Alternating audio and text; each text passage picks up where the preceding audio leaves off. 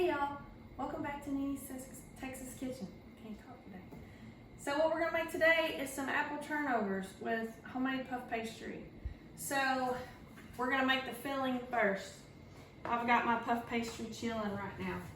So what you're gonna need is 3 to 4 medium size Granny Smith apples. And you're gonna peel them, core them, and cut them up into small bits, since you're gonna need them to be kind of small when you make your filling to go into your apple turnovers. So I have them soaking after I was cutting them up in some water with a little bit of lemon juice in it. And that just keeps them from turning brown while you're cutting up the rest of them. So now that I have this done, I'm gonna drain these off in just a second. The other stuff you need to make your filling is 2 tablespoons of butter. I have that here. You're gonna need a cup of brown sugar, 1 teaspoon of cinnamon, and 1 tablespoon of cornstarch, and 1 tablespoon of water. So I'm gonna drain these apples, and then I'm gonna put them in my butter and get that to start melting. So drain off all that water. Shake it good, because they'll make a little bit of their own juice when you start cooking them down.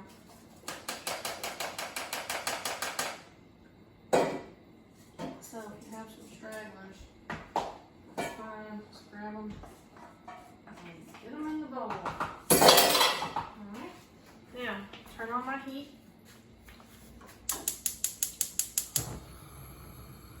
And you want it over about medium heat or so. So I'm going to get my butter to start melting. It's going to melt. Butter doesn't take long to melt, it starts to melt quickly. I just want to get it melted pretty good, and then I can put my apples in.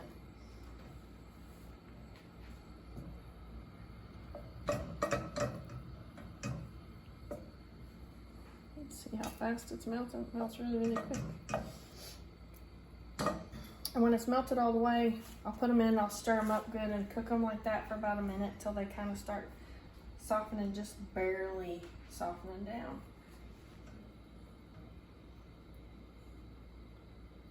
Alright, it's melted enough. I can go ahead and put my apples in. Listen to that sizzle.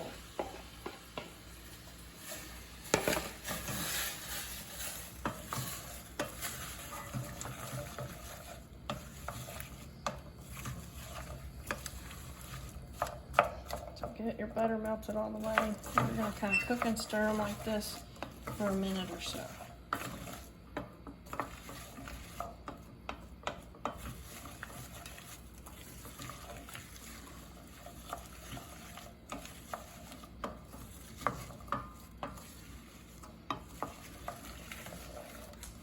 So you just keep stirring and cooking them. If you want to turn your heat up a little bit, you can.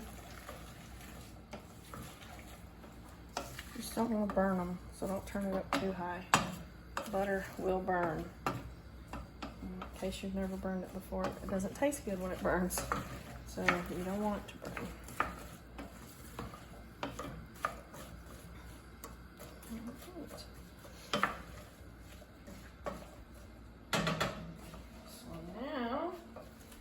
Put in my brown sugar, and so it's 1 cup of packed brown sugar. Mix that in real good with the apples.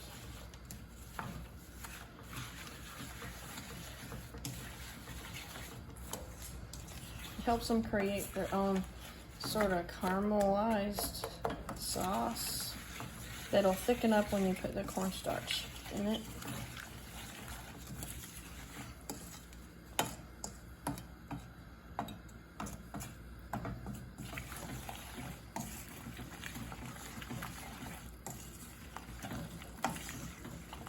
Alright, now I'm going to add my 1 teaspoon of cinnamon. As we all know, cinnamon goes real good with apples. Man, that smells really good.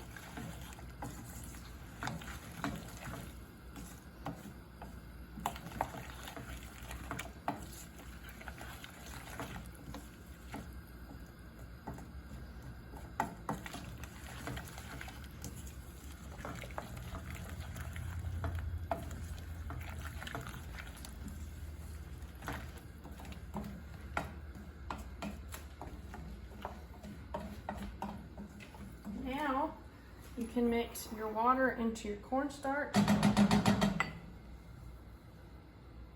you do it this way so it's not chunky and gloopy whenever you add it to your apple mixture.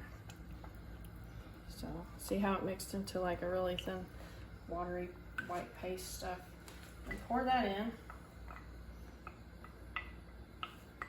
That's going to be your thickening agent. And sometimes you have to add more after you've cooked it for a while. If just a tiny bit, I add tiny bits at a time if it doesn't get as thick as I want it. So now I'm gonna turn my heat up just a little bit because I want them to start kind of like bubbling. And then you'll just cook it like that and stir it until your sauce thickens up. So I'm gonna cook it for a while and we'll come back when it's ready.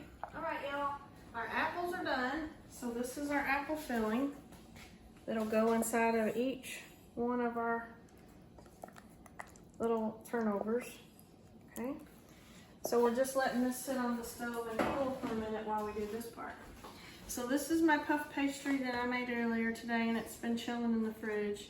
So I gotta get them cut up right quick into my pieces so I can let my pieces chill for about 10 minutes, 15 minutes before I fill them with that warm filling. Because you don't want your butter to melt out of puff pastry. That's the whole point, to keep it flaky. So you gotta cut them into squares. So I'm gonna kind of even it off.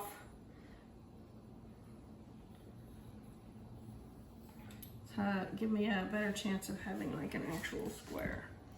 So you want them to be about 4 to 5 inches by 4 to 5 inches. So I'm using a pizza cutter because it's a lot easier to cut a straight line with one.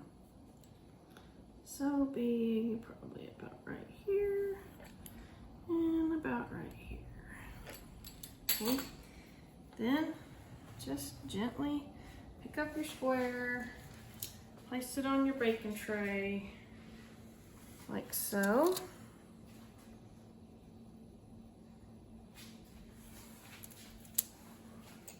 And then repeat. So I'm gonna cut out all of my pastry squares from my puff pastry and then get that chilling, and then when we're ready to fill them, I'll come back and show y'all. Hey y'all, so we're back. Our puff pastry squares, they have cooled down enough. So now, along with our filling that has cooled down significantly, we're gonna fill these. And then I've preheated my oven to 400 degrees, and we're gonna put them in there once we get done filling them and sealing them for about 25 minutes or so until they're a nice golden brown. So, you don't want to overfill them. It's important that you don't overfill.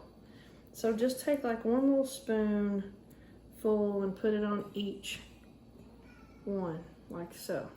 Okay? Then you're going to take it and fold it over like a triangle. And you can stretch your pastry a little bit to make it fit if you need to. Like so. And then you want to pat down your edge to seal.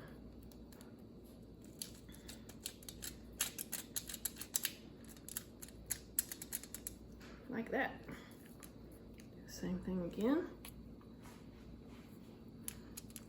Don't forget, they're homemade.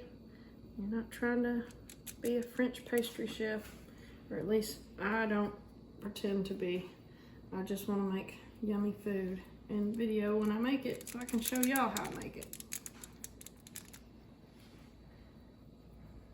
Like that. So I'm just going to repeat that process with all of them. And then I will stick them in the oven to bake.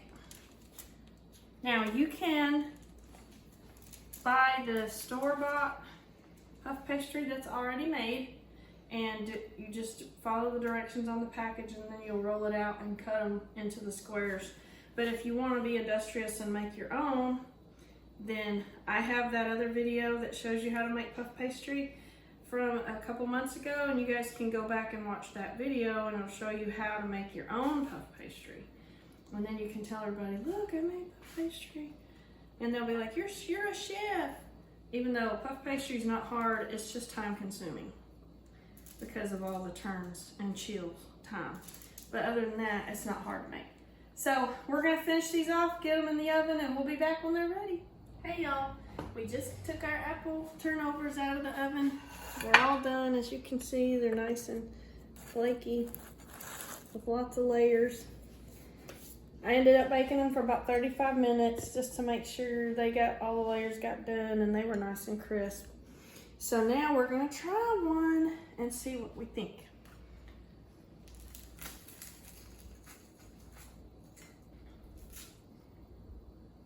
Here goes.